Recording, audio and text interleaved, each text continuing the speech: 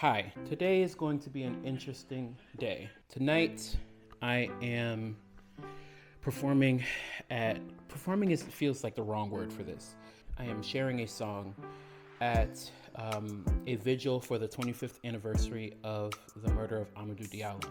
This was kind of the first time that I felt led to write a song for an event. So this is going to be a very interesting evening. If you're not familiar, Amadou Diallo was a Black West African migrant who moved here from Liberia, and he was a student killed by the NYPD back in the 90s. He was shot at 41 times, and he was hit 19 of them. I actually remember this happening as a child.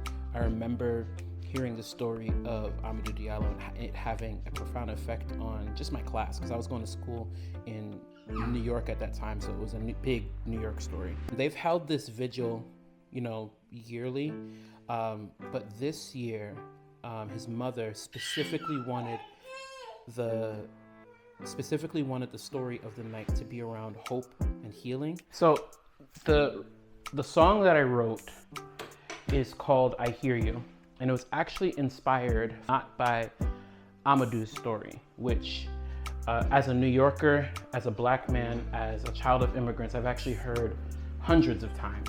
But when doing research for this vigil, I was stuck on an interview that his mother, Kadiatu, performed.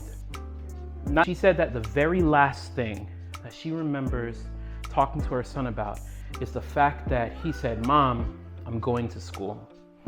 And that really affected me, not because it was his last words, but it's actually because of what she decided to do in response after his passing.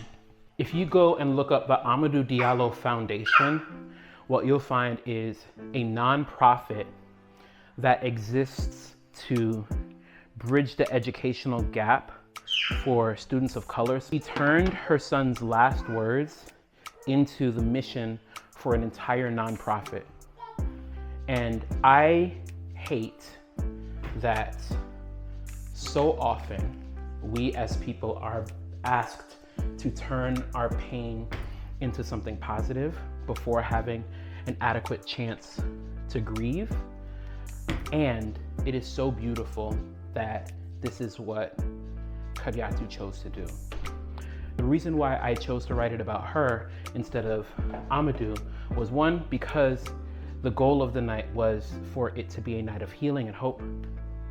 She was able to then turn her pain into opportunities for countless other students coming from the same situation that her and her family came from, which I just thought was remarkable.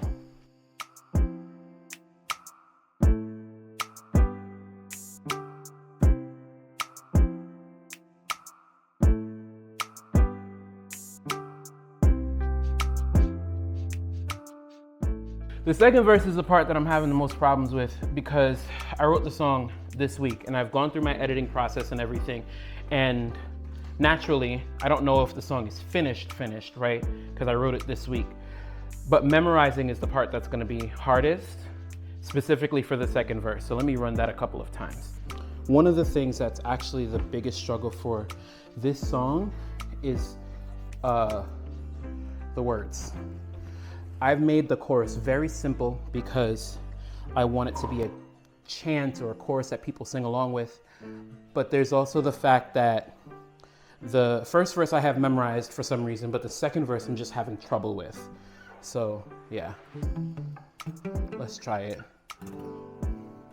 I can still hear her voice in my ear on the days when I'm feeling low. Now I know that I walk with a purpose instilled in me so many years ago. As we fight for the future, as we learn to be loud and bold, may our words reflect my mother's. May we teach our children how to hold and say, I hear you, I hear you, I hear I hear you, I hear you, I hear you, child. I hear you, I hear you, I hear you, I hear you, child. Okay, so I got it that time.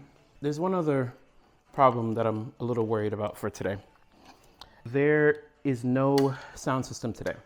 The issue is now that I need to, the way that the song sits in my voice, you heard that the second half of the song actually goes up the octave. That's gonna be nice and loud. No matter who's there, they'll be able to hear it.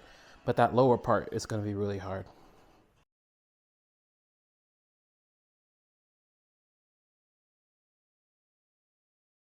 All right, I made it, but I want to practice before I go. I've been practicing the song while driving. First off, I'm gonna pull the car up. No, I'm not, because this man is gonna try and park, and I don't. Let me just move back a little bit, because there's no. I found parking, by the way, so you know, you already know me and parking. I also realized playing this with the thing is gonna be difficult too, but it's fine. Okay. I can't practice. I just don't have enough space. So I'm gonna walk over now. I guess the practice that I did at home has to be enough because I'm not 100% sure what everything is gonna look like. I know that at some portion of the day, there's actually gonna be a march.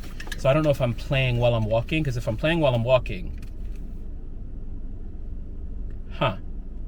okay, let's figure it out.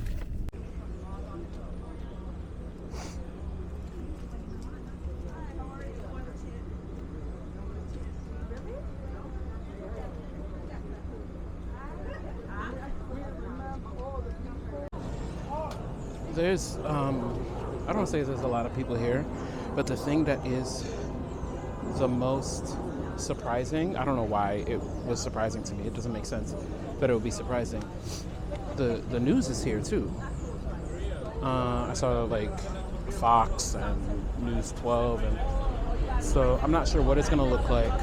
Here's the behind the scenes issue, which is not really an issue. It just is what it is when you're performing outside. I didn't know if we would have any sound available, and I came and I found out that there is, and I didn't bring my cable, so maybe I should have. We'll figure it out. Yeah, we'll figure it out.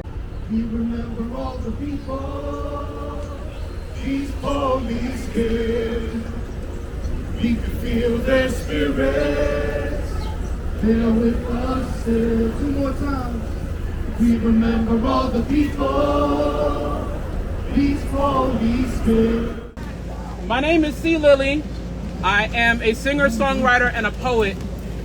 And when I had the privilege of being asked to do something this evening, I thought back to when I was in elementary school and I heard the story of Amadou Diallo. As a first-generation American, father from Jamaica, mother from Bermuda, I saw the fear on their faces even as a child when the news story would go across ABC 7. The fear that was on their faces was not one that was unfamiliar, however. As immigrants, they were always afraid of various different things. They came to the country legally. There was nothing wrong with what they were doing, yet they still saw fear when they walked the streets. And when I was afforded the opportunity to share this evening, I did my research on Amadou Diallo's story once again. And I was taken aback not at the story itself, but the aftermath. For some reason, I did not know that there was a foundation. For some reason, I did not know that Miss Diallo took her son's story, took the last words that her son said, "Mom, I'm going to school," and turned it into something that fed so many other people who had the same dream. So upon doing all of that research, I felt pressed to write a song in honor of not just Amadou Diallo, but for his mother and all of the other parents and people in power who have taken time to listen to the dreams and the hopes of the children and their children's children. The part of hope that some of us don't remember is that hope often starts with listening. And it is because of people like Miss Diallo who listen to their children. The song I wrote this evening is called I Hear You. Even if you can't hear the words of the chorus, even if you can't hear the words of the verse, the chorus is very simple. All it says is, I hear you, I hear you, I hear you. Now I'm going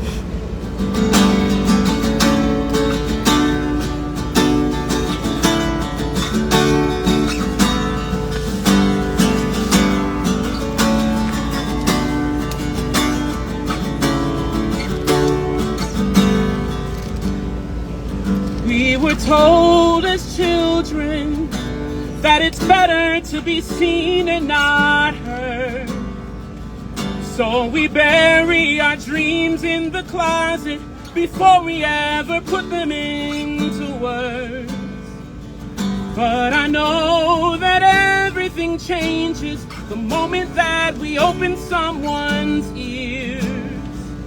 All that doubt and loneliness can turn into hope when we hear you say, I hear you, I hear you, I hear you now.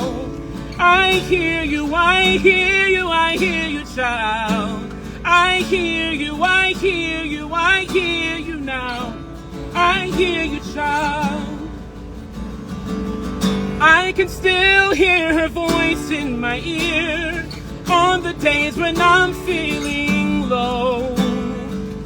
But I know that I'm walking with purpose instilled in me so many years ago. So as we fight for the future, as we learn to be loud and bold, may our voices reflect our mothers. May we teach our children how to hold and say, I hear you, I hear you, I hear you, I hear you, I hear you, I hear you, child. I hear you, I hear you, I hear you, I hear you, child. 'Cause there is healing in hearing, there's hope in the hearing, there's love in the hearing. Oh, there is peace in the hearing, there's change in the hearing, there's life in the hearing. Oh, there's healing in hearing, hope in the hearing, joy in the hearing. Hey, there is life in the hearing, peace in the hearing, there's change in the hearing. We say, I hear you, I hear you, I hear you, I hear you, I hear you, I hear you, child. I hear you, I hear you, I hear you, I hear you, child. If you got it, can you sing it with me? Say, I hear you, I hear you, I hear you, I hear you, I hear you, I hear you, child. I hear you, I hear you, I hear you, I hear you, child. Thank you, guys. I hear you. I hear you, bro.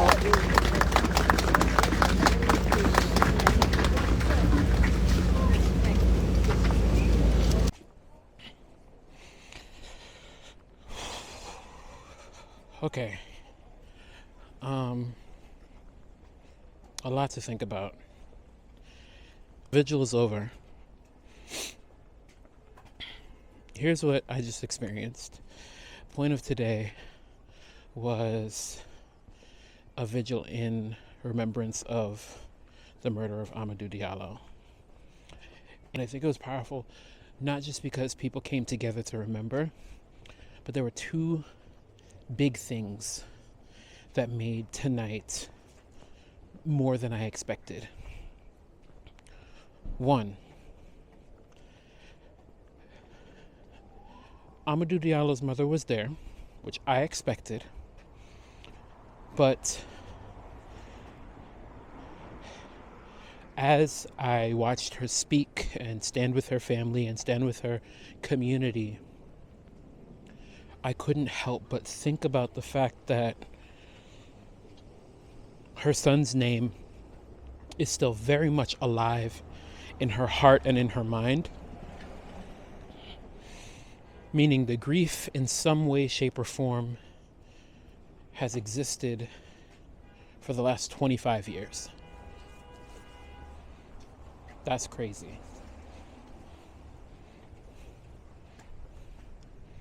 Then there's the second piece is, it wasn't just Ms. Diallo there. The mother of Sean Bell was here. I remember the story of Sean Bell because when Amadou was killed, I was in elementary school, and I remember hearing the story. And I remember seeing my parents react to the story and talk about it. And I remember thinking, even as a child, that's not right. Sean Bell was the first time I was keenly aware of the color of the victim. So the second reason why tonight was so powerful was because of the presence of the mothers of Eric Garner and Sean Bell, and the acknowledgement of Marley Graham. And it's just a reminder that the vigil that we came for, even though it's for one person, there are countless others who have been a victim to the same kind of police violence as Amadou. And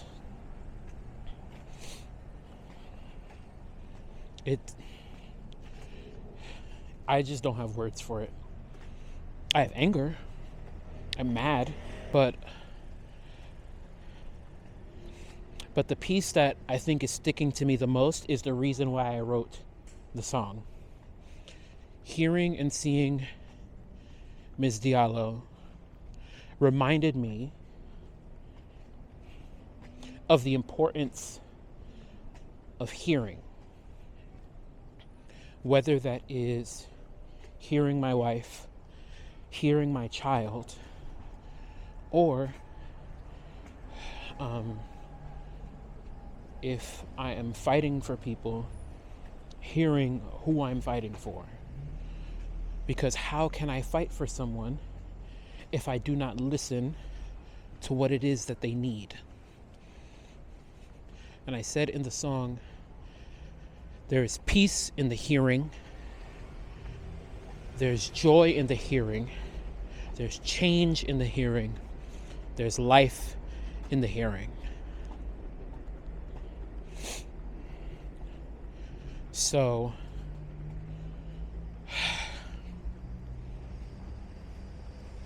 man, I didn't expect all of these emotions. Anyway, here's my final thought. Tomorrow is Sunday. Tomorrow we are singing some songs, and during one of the songs, I'm having the singers stand in these gaps in the audience, to stand in the gap symbolically for the congregation, for those who want to worship but cannot. And there's a song that we're singing tomorrow that says, Yeshua, when we call you, you will answer. So I can't help but think about the God who hears, God who is present at the vigil, but the same God who hears not just our cries, but heard cries and responds. So that's it. I'll see you later. Bye.